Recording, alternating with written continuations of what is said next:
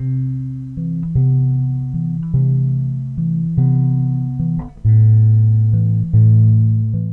Armand Diaz here to discuss Separating Aspects, my new book. And I'm going to give you a little brief introduction to it. You can find out a lot more about separating aspects, and you can find out a lot more about astrology by going to integralastrology.net, where you'll see a lot of free stuff, a lot of great articles. There's monthly forecasts, there's a lot of stuff. So you really ought to stop by integralastrology.net, and there's a page for separating aspects where you can find out more about the book.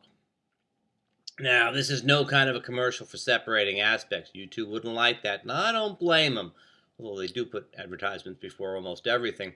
But I want to talk about it a little bit because, Separating Aspects is a book about relationship astrology, but it's written from a rather unique perspective. The idea is, let's understand breakups.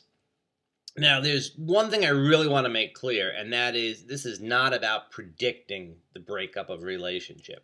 I don't care. You got Pluto going into the seventh house or Uranus conjuncting Venus or whatever.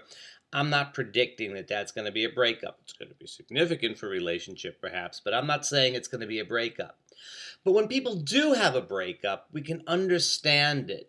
We can understand it largely through understanding the dynamics of the outer four planets, Saturn, Uranus, Neptune, and Pluto.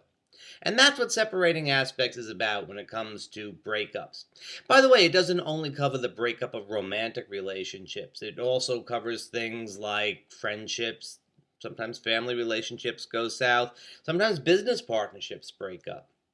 So it looks at a few different types, although the emphasis really is on the breakup of a significant romantic type of relationship. I don't think of this as being a particularly maudlin, sad, depressing topic. I know that breakups are difficult, but usually on the other side of them, people wind up finding better relationships. And a great many breakups really lead people to recognize what it is they want and need in their relationships. So this very difficult time that they go through becomes sort of like this alchemical process whereby they sort of get stripped down to the bone and then they rebuild from there. And then the relationships that come afterwards are better. And then sometimes those relationships end. And then the next relationship is better. And we're recreating ourselves and we're recreating our relationships quite a bit now. Things are moving fast. It's not like, the old days when you were married at 14 and dead at 30. This is, we're dealing in a different world. And different relationships and relationship dynamics are part of that world. So Separating Aspects is about those types of changes and how we can make the most of them.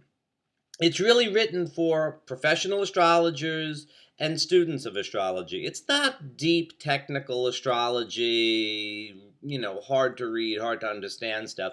But you should know about the planets, the signs, the houses, and things like that. I would say a little past beginning student and all the way up to professional will really find value in this.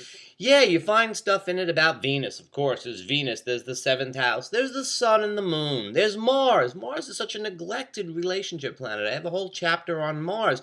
Mars is sexuality and its drive. And, sexuality is important in a lot of breakups, and drive and assertion and aggression is also important in breakups in a very different way. The role of Jupiter. Jupiter, I don't think, is the main instigator of a breakup. I don't think it characterizes a breakup, but I think that Jupiter certainly has a role to play in a breakup. I talk about different relationship patterns. There's relationships that are complementary, supplementary, catalytic, karmic.